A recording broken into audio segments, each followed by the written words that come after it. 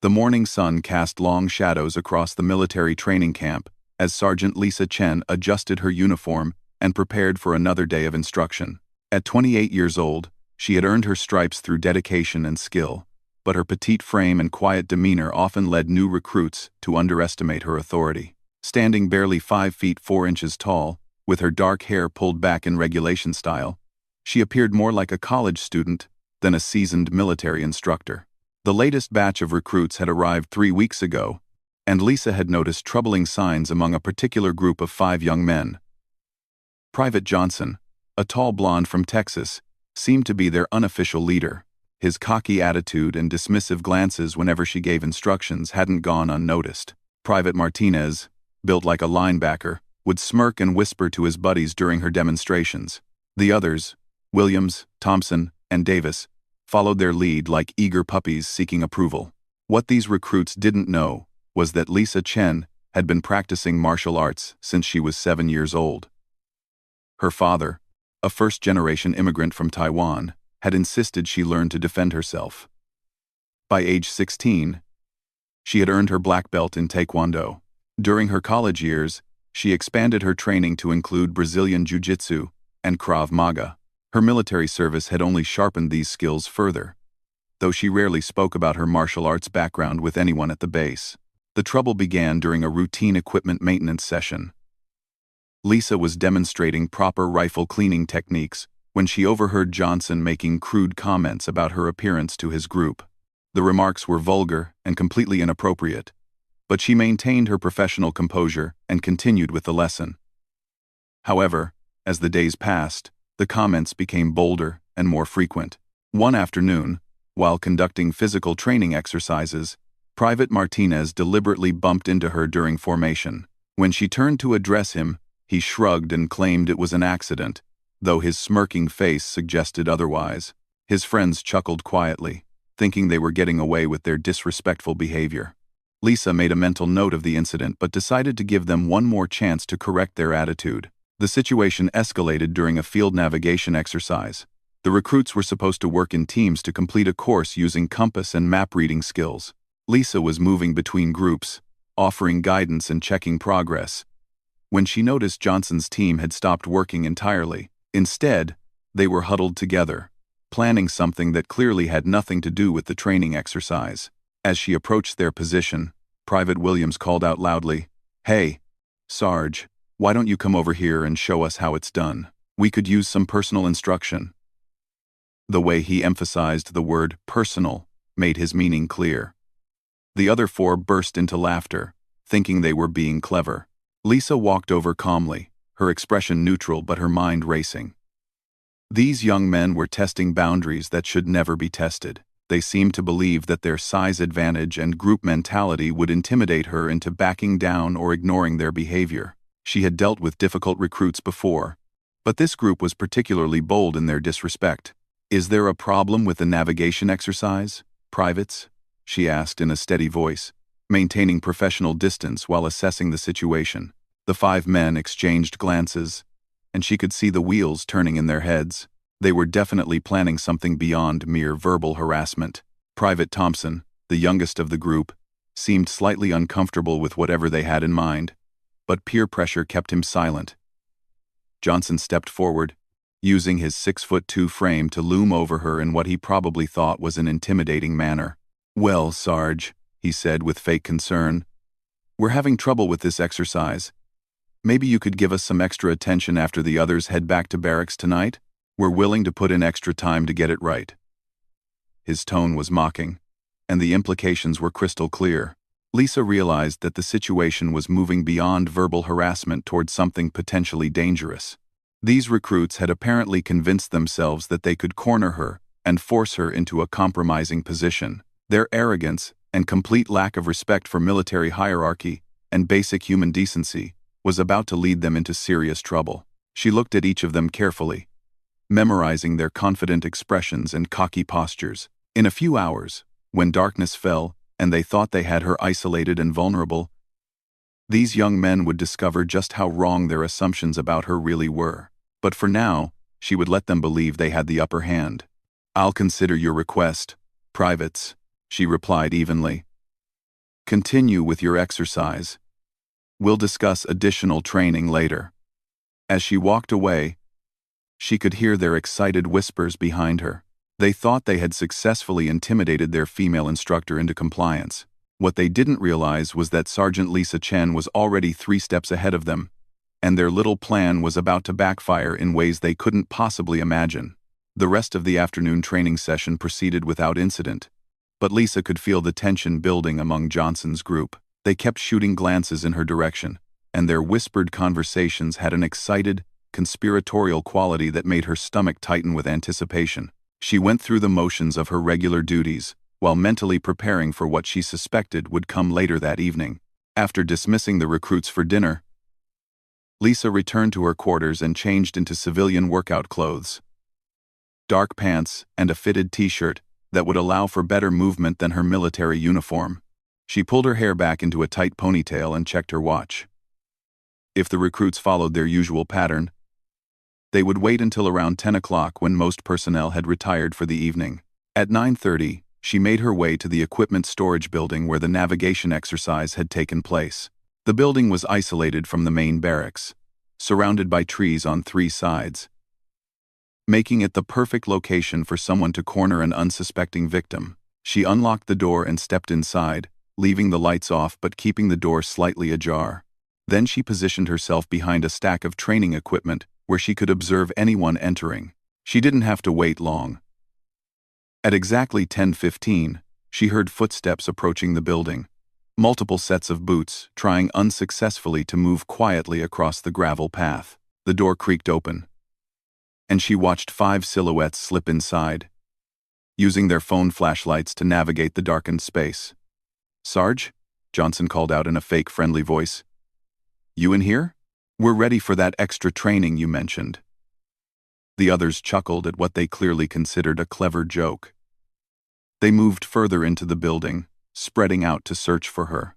"Maybe she chickened out," Martinez suggested, though he didn't sound disappointed. "Or maybe she's playing hard to get." His crude laughter echoed through the space, followed by even cruder suggestions from his companions about what they planned to do when they found her. Lisa remained perfectly still, controlling her breathing and watching their movements. They were being careless, overconfident in their plan. Williams had moved close to her hiding spot, his phone light sweeping back and forth. Thompson and Davis were checking the far corner, while Johnson and Martinez searched near the entrance. "She's definitely here somewhere," Johnson announced. "Her car's still in the parking lot, and nobody saw her leave the area." The predatory excitement in his voice made Lisa's jaw clench. These young men had clearly planned this assault in detail, probably discussing it for days while congratulating themselves on their cleverness. Private Williams moved closer to her position, his flashlight beam passing just inches from her hiding spot. She could hear him breathing heavily, probably from excitement rather than exertion. When he took another step forward, she made her move. Lisa exploded from behind the equipment with fluid precision, her right foot connecting with Williams's solar plexus in a perfectly executed sidekick. The impact sent him flying backward into a wall of lockers with a tremendous crash. His phone went flying, its light spinning wildly before clattering to the floor and going dark. "What the hell was that?" Johnson shouted, spinning toward the sound. But Lisa was already moving, flowing like water between the equipment stacks. In the darkness and confusion, the recruits couldn't see her clearly, but she could track their movements by their panicked voices and fumbling flashlight beams. Martinez charged toward where Williams had fallen, probably thinking he was under attack by some unknown assailant. Lisa intercepted him with a series of rapid strikes, a knife hand to his throat, followed by a knee to his midsection that doubled him over, gasping for air. Before he could recover, she grabbed his wrist and used his own momentum to throw him over her hip in a classic judo throw. He hit the concrete floor hard and stayed down. "It's her," Thompson yelled, finally understanding what was happening. "It's the sergeant." His voice cracked with panic as he realized their victim had become their attacker. He swung his flashlight beam wildly, trying to locate Lisa in the darkness. Davis, the largest of the group, came charging straight at her with his arms outstretched like he was attempting a football tackle.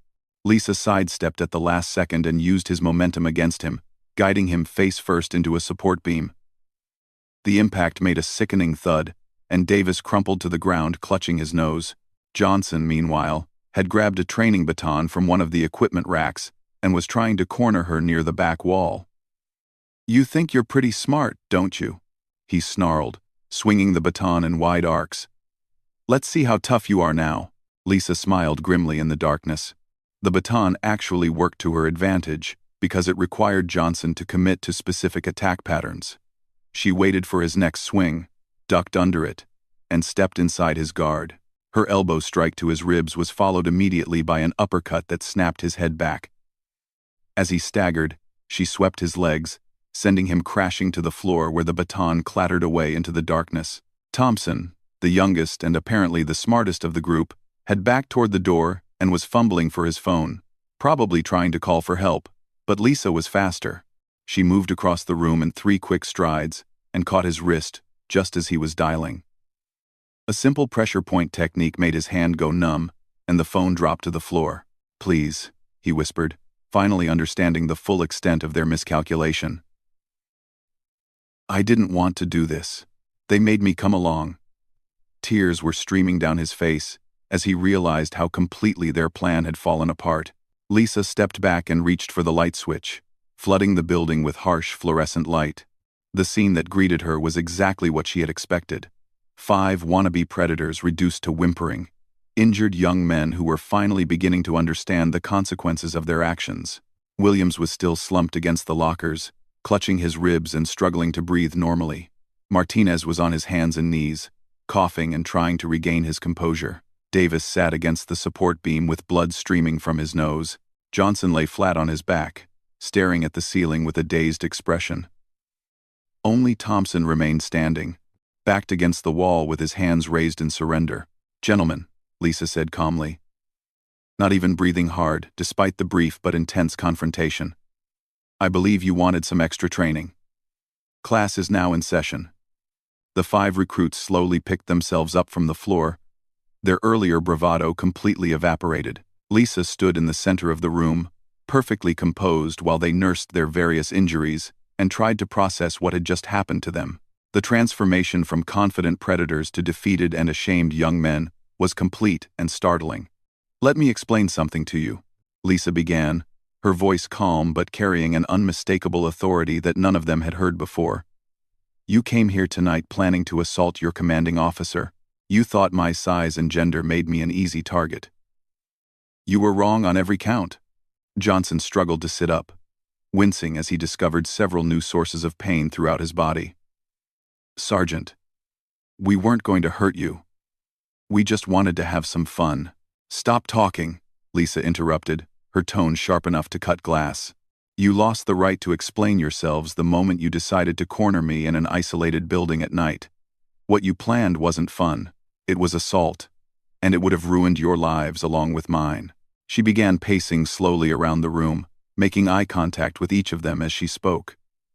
"You see, while you were busy assuming I was helpless, you failed to do even basic research about your target. If you had bothered to read my service record, you would have discovered that I've been practicing martial arts for over 20 years. I hold black belts in 3 different disciplines, and I've taught defensive tactics to military personnel across 4 different bases." Williams, still holding his ribs, looked up at her with a mixture of fear and confusion. "But you never said anything about martial arts. You never acted like what? Like I could defend myself?" Lisa shook her head. "That's exactly the kind of thinking that got you into this situation. You made assumptions based on stereotypes and ignorance. You thought quiet meant weak. You thought small meant vulnerable. You thought female meant victim." She stopped in front of Thompson, who had been crying silently since the confrontation ended. "You, at least, seem to understand how badly you messed up tonight. The others are probably still trying to figure out how to spin this situation to avoid consequences." Davis, holding a cloth to his bloody nose, spoke up defensively. "You attacked us. We could report you for assault." Lisa laughed, but the sound held no humor. "Really? You're going to report that your female instructor defended herself when 5 male recruits cornered her in an isolated building at night? Please, go ahead and make that report. I'd love to see how that conversation goes with the commanding officer. The reality of their situation was finally sinking in for all of them. They had not only failed in their assault attempt but had also created evidence of their own guilt. Their injuries, the isolated location, their presence there after hours. Everything pointed to them as the aggressors. Martinez, who had been quiet since being thrown to the floor, finally found his voice. What happens now? Are you going to report us? Lisa considered the question carefully. These young men had crossed serious lines, but they were also still essentially kids who had made terrible decisions influenced by peer pressure and toxic masculinity. The military justice system would be harsh but fair, though their careers would effectively be over before they had truly begun. That depends entirely on you, she said finally. You have two choices. Choice 1. I report this incident through official channels. You'll face court-martial proceedings for attempted assault on a superior officer. Your military careers will end in disgrace, and you'll likely face civilian criminal charges as well. Your families will discover exactly why you were discharged, and you'll carry this shame for the rest of your lives. She paused, letting that sink in before continuing. Choice 2. You accept responsibility for your actions and commit to real change. You complete sensitivity training, anger management, and respect workshops. You become model soldiers who actively work to prevent this kind of behavior in others. You use this experience to become better men instead of bitter ones. Johnson, who was slowly regaining his composure, looked skeptical. And if we choose option 2, this just goes away? You forget it happened? I'll never forget what you planned to do tonight, Lisa replied firmly. But I'm willing to give you a chance to prove that you're capable of growth and change. However, there are conditions. First, any hint of retaliation against me or continued inappropriate behavior toward any female personnel will result in immediate reporting of tonight's events. Second, you will participate in additional training and education programs that I design. Third, you will become advocates for respectful treatment of women in the military. She looked at each of them again, studying their faces for signs of genuine remorse versus mere fear of consequences. Thompson was clearly devastated by his participation and seemed genuinely sorry. Williams appeared thoughtful, possibly understanding the magnitude of what they had attempted. Davis and Martinez still seemed more concerned with avoiding punishment than accepting responsibility. Johnson's expression was the most difficult to read. He could be planning future retaliation or genuinely considering change. We need to decide tonight, Lisa continued. Because tomorrow morning, life goes back to normal. With one important difference. You will treat me and every other person at this base with absolute respect and professionalism. You will follow orders without question or hesitation. And you will remember that strength comes in many forms, not just physical size. Thompson was the first to speak up, his voice barely above a whisper. I choose option 2, Sergeant. I'm sorry for what we planned. It was wrong, and I want to do better. One by one, the others voiced similar agreements, though with varying degrees of sincerity. Lisa would be watching them carefully in the coming weeks to determine who genuinely meant it and who was simply avoiding immediate consequences. As they prepared to leave the building, Lisa had one final message for them. Tonight you learned that your assumptions about me were completely wrong. I hope you'll remember this lesson and apply it to every person you meet for the rest of your lives. People are not always what they appear to be. And underestimating someone based on their appearance or background can lead to serious consequences. The recruits filed out of the building quietly, each lost in their own thoughts about how dramatically their evening had diverged from their expectations. Lisa watched them go, then secured the building and walked back to her quarters under the starlit sky. Over the following months, 4 of the 5 recruits would indeed prove that people could change and grow from their mistakes. They became model soldiers and advocates for respectful treatment of all personnel. Only Johnson continued to harbor resentment and was eventually transferred to another base after several incidents of insubordination. Lisa continued her career as an instructor, never again having to physically defend herself against her own recruits. Word of what happened that night spread quietly through the base. though the details remained known only to those directly involved. The lesson, however, was clear to everyone. Sergeant Lisa Chen was not someone to underestimate, and respect was not optional in her training programs. Years later, Thompson would credit that night as the moment he truly began to mature as both a soldier and a person. He would go on to become an officer himself, always treating his subordinates with dignity and respect, regardless of their gender or background. The lesson he learned in that equipment building: that strength comes in many forms, and assumptions can be dangerous, would guide him throughout his military career and beyond.